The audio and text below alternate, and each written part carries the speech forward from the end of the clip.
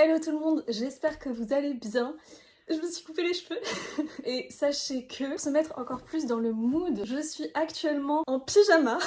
J'ai sorti le thé aussi. Let's go se mettre vraiment bien à l'aise pour cette vidéo qui s'annonce toute mignonne. La mignonitude en puissance.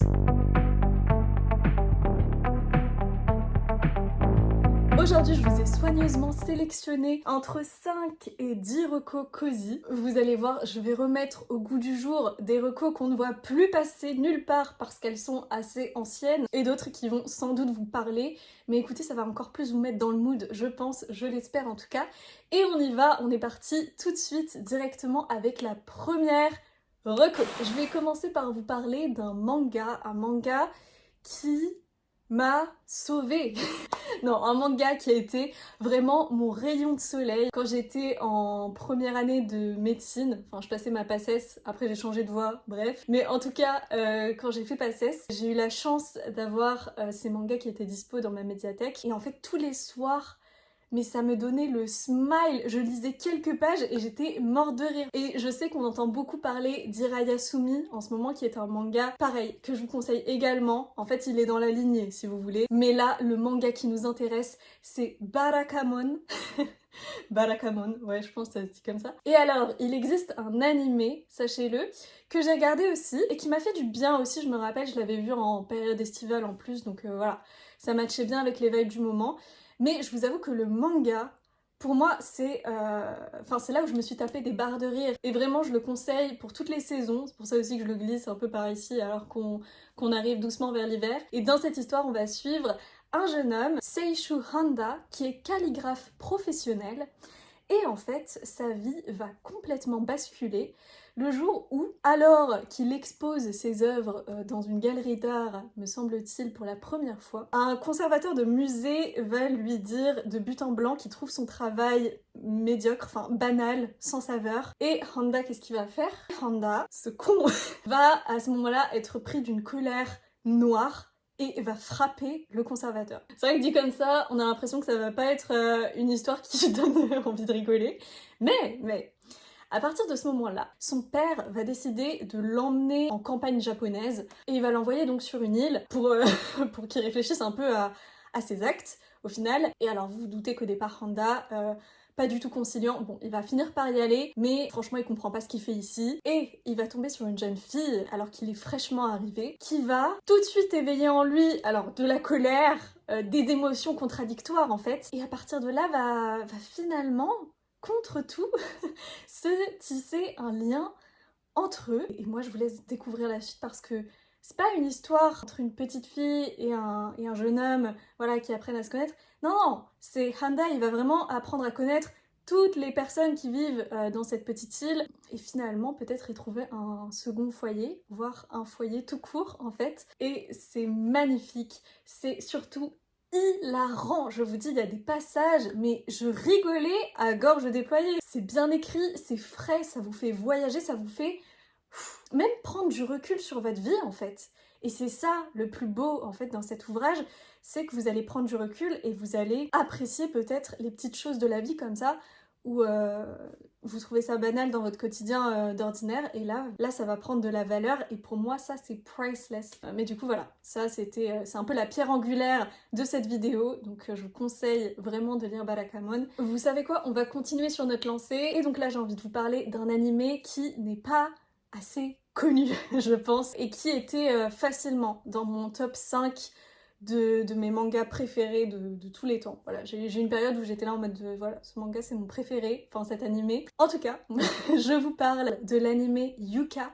Yuka qui est maintenant sorti en manga en France. D'ailleurs, je crois qu'il y a 2 volumes qui sont déjà parus. Et Yuka, c'est une histoire tranche de vie, une histoire qui parle d'amitié et surtout de mystère et d'enquête, puisqu'on va suivre un jeune lycéen, Hotaro Oreki. Oreki, c'est un lycéen pas prise de tête. Il a envie de vivre sa petite vie tranquille, il a pas envie de faire de multiples activités, il a pas envie forcément de sortir tout le temps avec ses potes, il a juste envie d'être tranquille.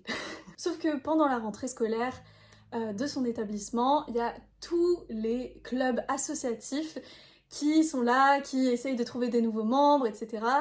Et Rintaro, lui, il aimerait bien se fondre dans la masse et pas se retrouver lié à tel club qui, au final, l'ennuierait plus qu'autre chose. Sauf que, sur demande de sa grande sœur, il va accepter de rejoindre un club, le club de littérature classique, qui se meurt parce qu'il n'y a plus aucun membre dans ce club. Et donc, sa grande sœur, comme elle est au courant, voilà, elle était très attachée à ce club.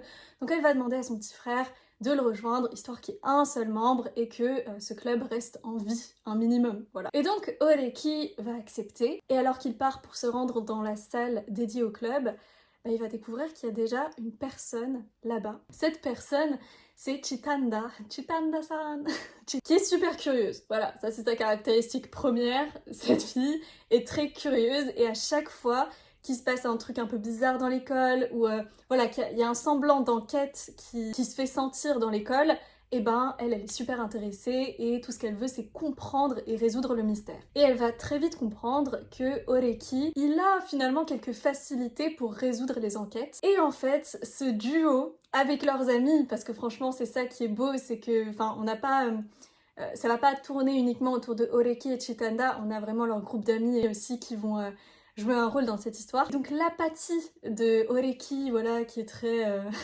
qui demande rien à personne, tout ce qu'il veut, rappelez-vous, il a juste envie d'être tranquille. C'est vivre sa petite vie tranquille. Et il va se prendre l'énergie de Chitanda. Et donc Oreki va être complètement impuissant, enfin désabusé, face à l'énergie de Chitanda qui est hyper élevée. Lui, il est là. Et bam, ça se rencontre. Et donc ça lui donne envie de quelque part. Il y a tu vois, il va pas le dire comme ça, mais il y a quelque chose au fond de lui qui a envie de s'épanouir, de résoudre les enquêtes, etc. Bref, je vous laisse découvrir ça par vous-même. En tout cas, j'ai revu le premier épisode il y a pas longtemps pour justement un peu me réimprégner de ce que ça m'avait fait quand je l'ai découvert quand j'étais adolescente. Et notamment, je me souviens qu'il y avait une enquête, une énigme vers la fin de la saison. C'est très rapide d'ailleurs, je crois qu'il y a 12 épisodes, les animés c'est 20 minutes. Il y avait un épisode notamment vers la fin qui m'avait soufflé, j'avais trouvé l'enquête tellement bien amenée, tellement bien recherchée, et surtout, en fait, ce qui m'a impressionnée et ce qui m'impressionne dans ces épisodes, c'était la manière, vous savez, la façon finalement de trouver le coupable, entre guillemets, la résolution de l'enquête. Et ben, comment ils arrivent à leur conclusion, ça c'est hyper intéressant. Ça m'a pris tout de suite, je me suis dit waouh, comment l'auteur a sorti un truc pareil. Et on poursuit cette fois avec une romance que vous connaîtrez peut-être si vous êtes amateur amatrice de romance en manga, parce que Yuka, certes, il y a peut-être une petite romance dans le fond, mais si vous êtes là uniquement pour la romance, vous allez peut-être pas avoir exactement ce que vous cherchez, quoique moi j'aime bien quand il y a vraiment un fond de romance et que ça prenne pas tout.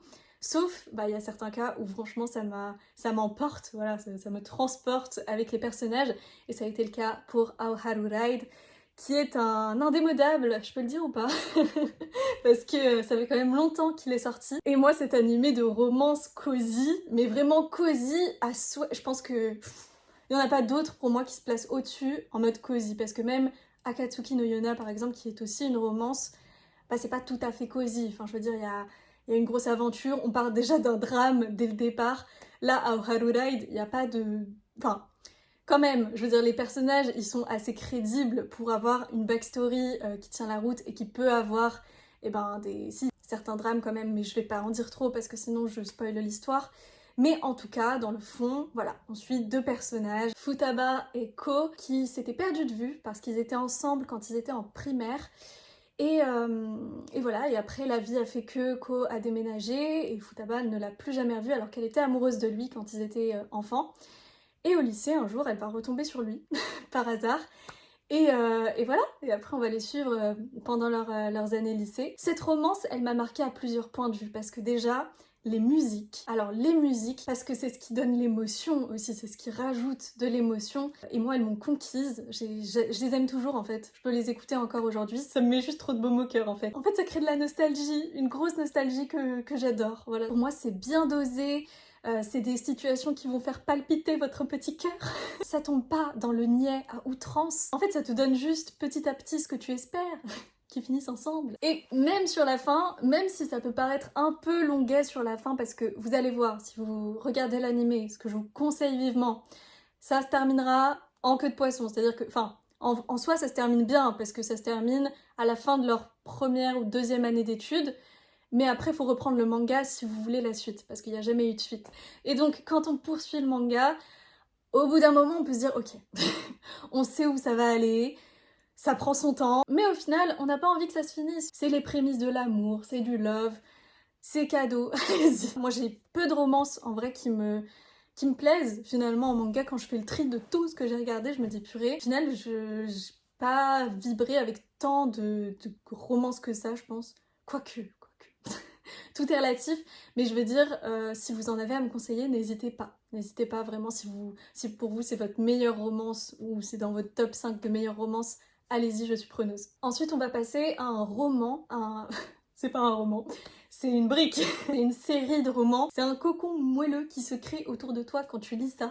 Et cette série, c'est Gardien des cités perdues. Pour vous dire, c'est de la jeunesse. J'ai commencé à la lire, j'étais au lycée. Il y avait que, je crois, 2 ou 3 tomes de sortie. Je vais vous prendre, hop là, The Big One. Gardien des cités perdues, c'est écrit par Shannon Messenger. Ses couvertures sont absolument magnifiques. Je les adore, franchement. Jamais je les revendrai. Vous allez être, je pense, transporté dans cet univers dans lequel on suit Sophie Foster. Sophie, c'est cette jeune fille là qui a bien grandi, comparé au tome 1. Là, c'est le tome 7, donc ouais. Sophie, qui est une jeune fille qui vit avec nous sur Terre, parmi les humains, et qui va découvrir qu'elle a des pouvoirs magiques, et plus spécifiquement qu'elle est une elfe. Voilà, donc elle va rencontrer un autre elfe qui va la guider jusqu'à la cité des elfes. Et alors il y a beaucoup de complots, de retournements de situation, de camaraderie, d'amour, que ce soit en amitié ou en romance, il y a de la romance aussi. Mais c'est du très slow burn d'ailleurs, parce que là on est au tome 7 et elle est toujours en train de se poser des questions. C'est écrit gros.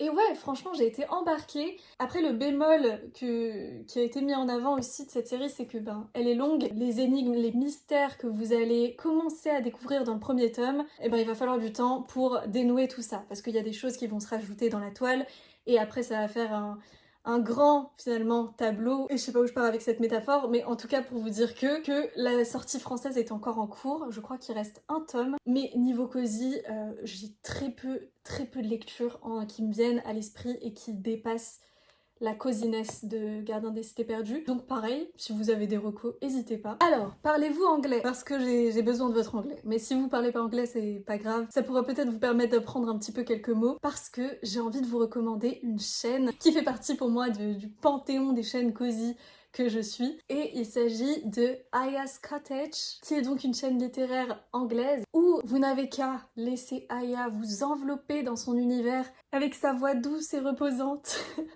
Vraiment, cette fille, c'est un bonbon. Voilà, donc on est sur une chaîne hyper douce, hyper sereine. Et ouais, et en plus, c'est super satisfaisant de découvrir les sorties littéraires en avant-première, puisque les titres anglophones paraissent évidemment avant dans leur pays d'origine. Vous allez voir, c'est du cosy en barre. Donc moi, je pose ça là. Et on poursuit avec un film d'animation. Pareil, en fait, il fait partie des Ghibli, ou Ghibli, je sais plus comment on dit. Il fait partie de ceux qu'on met pas forcément beaucoup en avant, alors que je trouve que celui-ci en particulier, il est dans cette lignée de cositude, tu vois, la cosiness, puisque je vais vous parler du Royaume des chats, qui franchement, moi, m'a donné exactement ce que j'étais venue chercher. Le fait de m'apaiser, voilà, de me faire sourire, de me faire rigoler, parce que je trouve que cette héroïne, elle est drôle, elle est attachante, et donc faut pas trop lui en demander à ce film d'animation. Je pense que c'est ça qui a pêché un peu. Les gens ont dû avoir des attentes très élevées. Mais simplement, voilà, on se retrouve dans un univers avec des chats, avec des situations complètement what the fuck,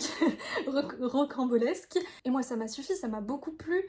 Et là, ça me fait penser tout de suite, parce qu'on parle de chats, et donc j'aurais pu mentionner Si tu tends l'oreille, qui pareil, n'est pas autant acclamé que d'autres Ghibli, alors que en fait c'est un peu finalement ces animés qui sont plus terre à terre. Je pense que c'est ça en fait aussi la magie de toutes ces recos finalement, c'est on remet de la conscience sur les choses ordinaires de la vie mais qui font le sel de la vie aussi quelque part. Et dans Si tu tends l'oreille, parce que je vous parlais de ça, pourquoi j'ai pas perdu le fil, c'est parce qu'il y a une scène, un passage à lui tout seul qui est pépite, où on retrouve notre héroïne qui va chanter avec des inconnus et un ami qu'elle se sera fait aussi durant sa petite aventure au fil de l'eau. Et la pureté de ce moment, enfin la simplicité aussi de ce moment qui le rend magnifique avec la musique Country Road et j'ai adoré. Mais pour reparler du royaume des chats, dans cette histoire, on va suivre Haru qui est une jeune fille un peu dans la lune, enfin en tout cas c'est ce qu'on nous montre d'elle, mais elle n'est pas que ça, loin de là. Et un jour, alors qu'un chat est sur le point de se faire écraser par un camion, sans réfléchir, elle saute et elle le sauve in extremis. À deux doigts d'y être passée elle aussi, elle commence à reprendre ses esprits et là tout d'un coup se produit la chose la plus inimaginable du monde, c'est que le chat se met à se redresser un petit peu comme ça et à s'épousseter.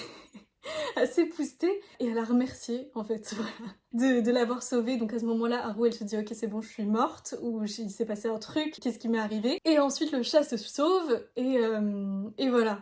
Je vous laisse découvrir la suite. C'est un film sans prise de tête ou juste laissez-vous avoir par l'humour un peu niais parfois de Haru et... Enfin en fait j'adore parce que cette fille c'est ça qui la rend, je trouve, profondément humaine.